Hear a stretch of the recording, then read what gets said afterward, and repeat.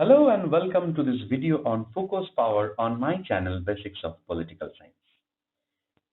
In this video, we will explore the key concepts of Foucault's power, including what it is and how it operates within the society and its effects on individuals and institutions. Among the various ideas of Foucault, we will explore in this video what are his basic assumptions about power and how they can help us understand the complex ways in which power operates in modern society.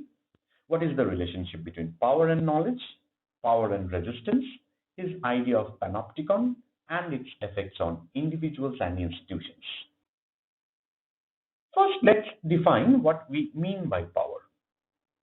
Power is often thought of as something that people or institutions possess, but according to Foucault, power is much more complex than that.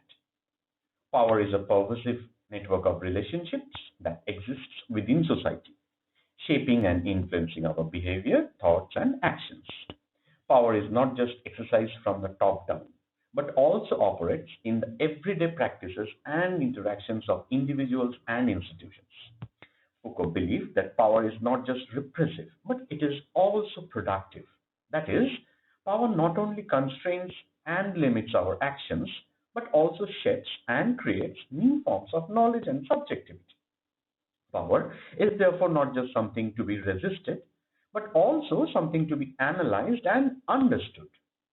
Foucault believed that power is not just something that exists in overt forms, such as laws and regulations, but it also exists in more subtle and pervasive ways, such as social norms, cultural beliefs, and language itself. Hence, power operates not only but what it allows people to do, but also by what it makes them think is possible or impossible.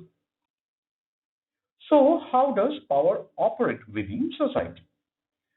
Foucault argues that power is not just exercised by those in positions of authority, but it is also perpetuated through social institutions such as government and various other institutions like education and media. Power operates through these institutions by shaping our beliefs, values, and attitudes, and by influencing the way we perceive ourselves and the world around us. For example, the education system is a powerful institution that shapes how we understand ourselves and the world around us. The curriculum, textbooks, and teaching methods are all designed to promote certain ideas and perspectives while marginalizing others. This creates a dominant narrative about what knowledge is valuable and what ideas are worth pursuing, which can, in another way, limit our ability to think critically and independently. Similarly, the media is a powerful institution that shapes how we see the world, the stories we see in the news, and the way they are presented can create a dominant narrative that shapes our understanding of what is happening in the world. This can have profound effects on our attitudes towards different groups of people and our willingness to support different policies. Here lies the concept of or the idea of panopticon. The idea of panopticon is central to Foucault's theory of power. It is developed by the philosopher Jeremy Bentham in the late 18th century. The panopticon is a model for a prison that consists of a circular building with a central observation tower. The cells of the prisoner are arranged in a ring around the tower, with each cell visible from the tower, but the prisoners unable to see each other. The idea is that the prisoners would always feel as if they were being watched, even if they were not, and would therefore regulate their behavior accordingly. Foucault uses the concept of the panopticon as a metaphor for the ways in which power operates in modern society. He argues that the panopticon represents a new form of power, one that is diffuse and ubiquitous, and that operates not through overt coercion but through the internalization of norms and values. In other words, we police ourselves, and we do so because we believe that we are being watched, even if we are not. The panopticon is therefore a powerful tool for understanding how power operates in modern society. It shows us that power is not just something that is wielded by those in positions of authority, but something that is embedded in the very fabric of our social and cultural institutions. By recognizing the panopticon-like nature of modern power, we can begin to challenge and transform it, and to create a more just and equitable society. This is another example of how power operates in our everyday lives is through the form of surveillance. We are constantly being watched and monitored, not just by state, but also by private corporations and individuals.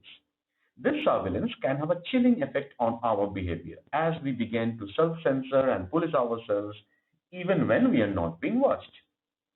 For example, the widespread use of surveillance cameras in public places can make people feel as though they're always being watched, even if they're not doing anything wrong. This can lead to a sense of anxiety and self-censorship as people begin to regulate their behavior in response to the perceived threat of surveillance. These are just a couple of examples of how power operates in modern society and how we can use Foucault's idea to understand and challenge that power. One of the key concepts of Foucault's power is the relationship between power and knowledge. According to Foucault, power is not just about controlling people's behavior, but it is also about controlling what we know and how we know it. Power operates through the production and dissemination of knowledge, shaping our understanding of the world and our place within it. Foucault argued that knowledge is not neutral, but is shaped by power relations. The knowledge that is produced and disseminated within society is influenced by those in positions of power, and it often serves to reinforce their interests and maintain their position of authority. This can create a cycle of power where those in power are able to use their control over knowledge to maintain their dominance over others. Another important concept that Foucault introduced is the idea of the discursive formation. A discursive formation is a set of rules and practices that shape the way we talk and think about a particular topic. For example, the discursive formation around mental illness might include certain diagnostic categories, treatments, and ways of talking about the experience of mental illness. These rules and practices are not fixed or natural, but rather are constantly being negotiated and contested. Foucault argued that power operates through these discursive formations by shaping what we can and cannot say, think, and do. By analyzing the ways in which power operates through language and discourse, we can begin to understand how power shapes our understanding of ourselves and the world around us. One example of how power operates through language and discourse is the way in which we talk about race. The discursive formation around race in many societies include certain categories such as black, white, Asian, and so on. These categories are not fixed or natural, but rather are shaped by historical and social factors. By using these categories, we are not only describing people, but also defining them and their experiences in particular ways. For instance, the discourse of white supremacy defines whiteness as the norm and all other races as deviations from that norm. This discursive formation shapes the way we understand race and racism, and also shapes our interactions with one another. By recognizing and challenging the power relations that underlie these discursive formations, we can begin to create a more just and equitable society. Foucault believed that resistance is not just a reaction to power, but it is also a creative act that can challenge and transform power relations. By resisting dominant narratives and discourses, individuals and groups can create new ways of understanding themselves and the world around them, which can ultimately lead to social change. Despite the pervasive nature of power, Foucault also recognized the potential for resistance Individuals and groups can resist power by challenging the dominant narratives and discourses that reinforce it. Resistance can take many forms, from protests and social movements to individual acts of disobedience and defiance. In conclusion, Foucault's power can offer a critical perspective on how power operates within society and its effects on individuals and institutions. By understanding the complex and pervasive nature of power, we can begin to challenge and resist the dominant discourse that shape. So, how can we use Foucault's idea to understand power in our lives? One way is to pay attention to the ways in which power operates in our everyday interactions and practices. Who has the power to define what is normal, acceptable, or valuable? Who gets to speak and be heard, and who is silenced or marginalized?